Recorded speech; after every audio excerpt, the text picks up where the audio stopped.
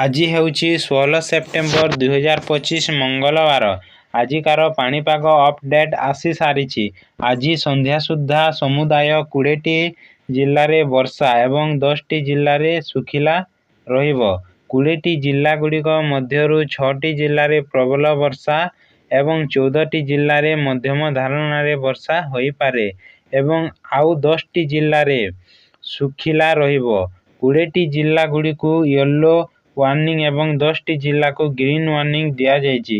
Yellow warning ଦିଆଯାଇଥିବା ଜିଲ୍ଲାଗୁଡ଼ିକରେ 7 ସେଣ୍ଟିମିଟରରୁ 11 centimetre ବର୍ଷା ଏବଂ 30ରୁ 40 କିମି ବେଗରେ ପବନ ବହିପାରେ।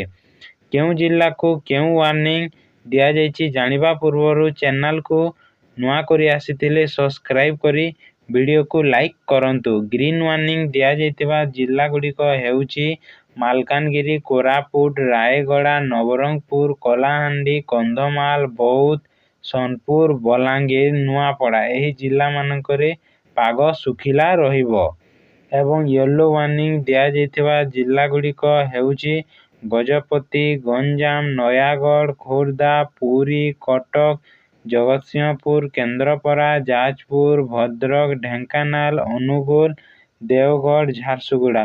ଏହି ଜିଲ୍ଲାମାନଙ୍କରେ ମଧ୍ୟମ ଧରଣର ବର୍ଷା ହୋଇପାରେ।